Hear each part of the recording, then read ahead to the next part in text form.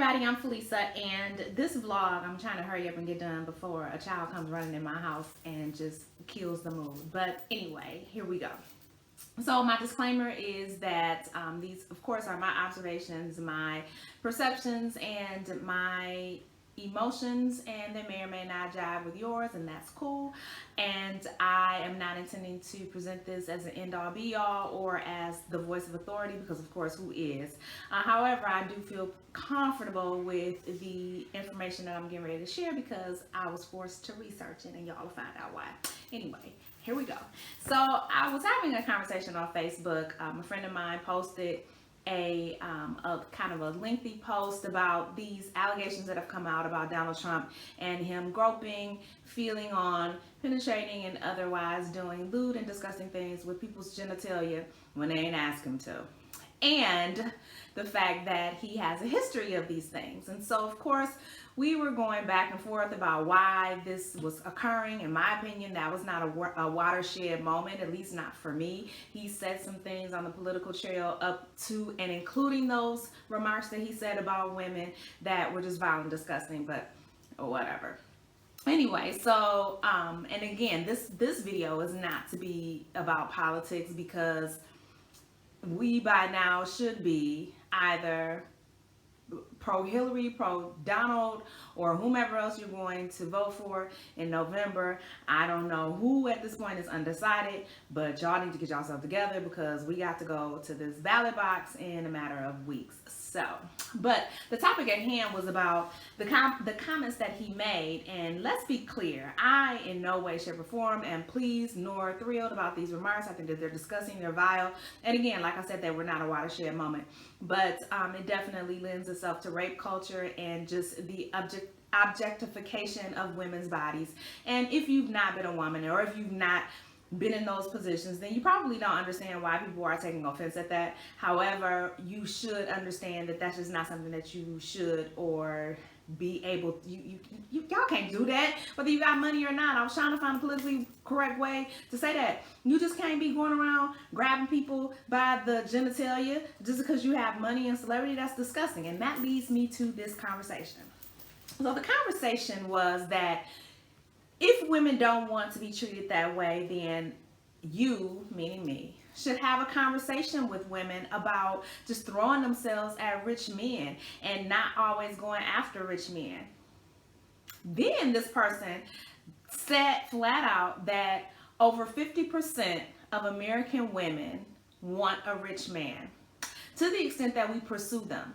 And if we can't get one, we settle for what we can get, because we are probably either unattractive or lacking class. I'm not making that up. I'm not making that up. So that pissed me off, because really what you're saying is almost 80 million women in the United States are gold diggers. Now, I think that it's an important distinction to make. I think that women have a valid desire to want to have security. I think that that is a human need. No one strives for poverty. No one strives to be hungry. No one strives to have to struggle. That is not a part of the what I want to be when I grow up essay that you write in the 2nd grade. Yes, I want to struggle, and I want to not have enough to eat, and I want to worry about how to feed my family, and I don't want to have meaningful work. I want to just have a life of stress and intolerance and just lose my hair, my mind, and my religion at every conceivable turn for the rest of my life. Said no person ever. I don't know anybody that would say that. And I don't think that women are any different.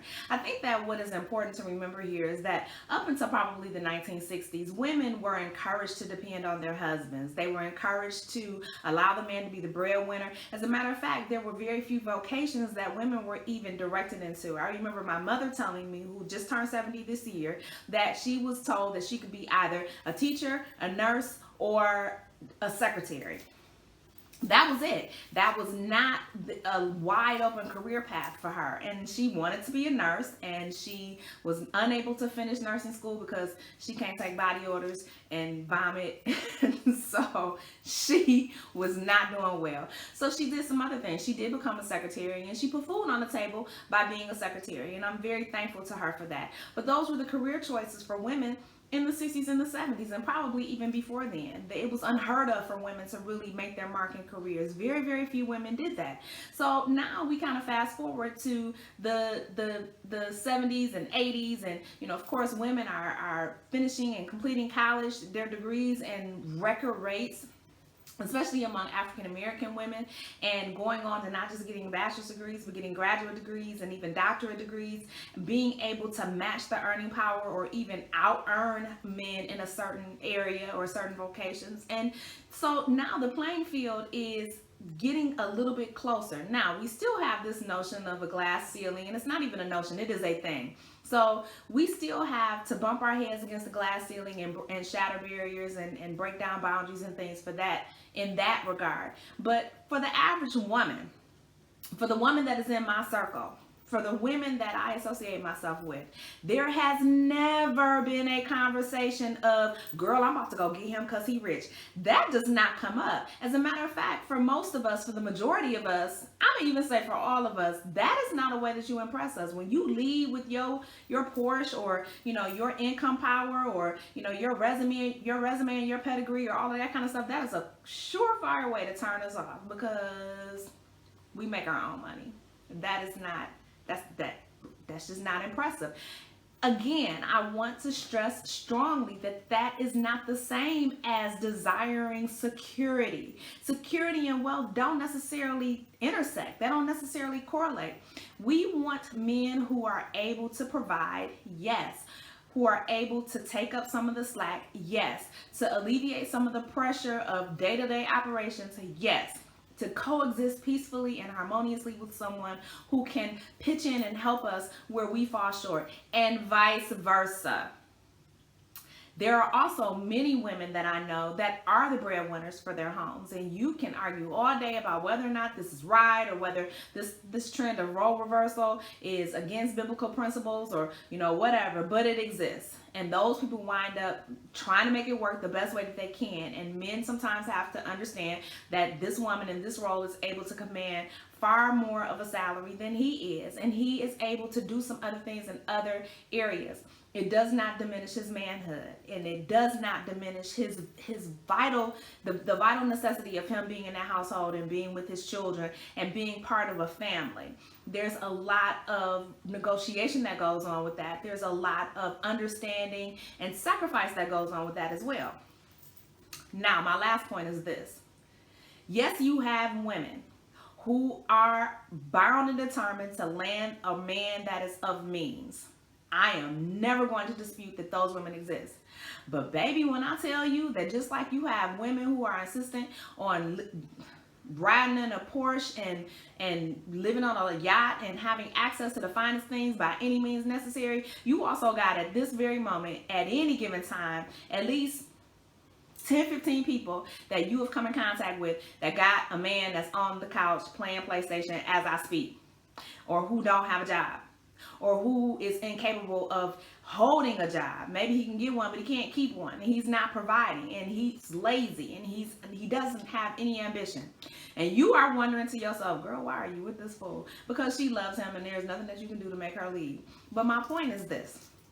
80 million women, if he's speaking about the half, are not all looking for rich and wealthy men. Men, we are looking for men who add value to our lives. We want a companion. We want a partner. And that partnership can mean very different things to a lot of different women. What I would have preferred that he said was that over half of the women that I date are looking for somebody with money, and I ain't got none.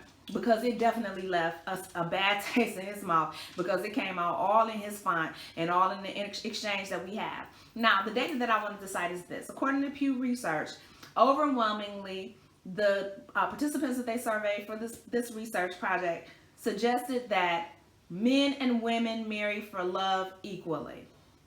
Financial security and financial marrying for finances was way down on the totem pole for why people are getting married.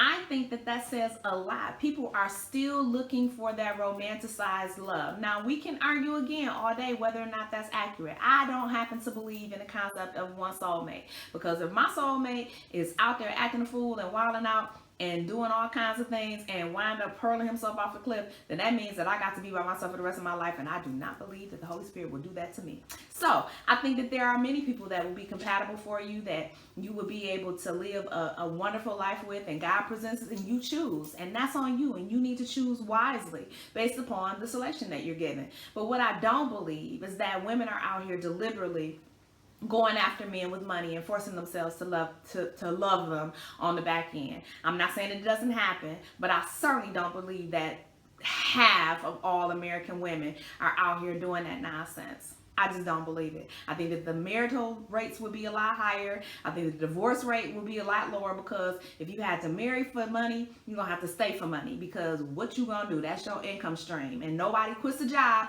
without having another one. Not if they have good sense. I don't know. That's just me. But as always, leave your comments below. Don't forget to give this video a thumbs up if you enjoyed it. Don't forget to subscribe, and I will catch y'all later on. And y'all stop letting people perpetuate that nonsense and just sprout off data all kinds of ways and saying that, you know, people do this or people are inclined to that. Make them back that foolishness up, and don't just buy into that. I have a lot of faith in women, and I think that we are better than what we were being portrayed as. We certainly are not the sum total of our genitalia. We certainly do not deserve to be grabbed and groped and prodded. And we certainly are not giving men permission to do that because some woman somewhere out there went out for a dude for his money. That is not how that works. And I'm not about to let somebody tell me that that's how it works. Whatever. Talk to y'all later on. Love y'all. Bye.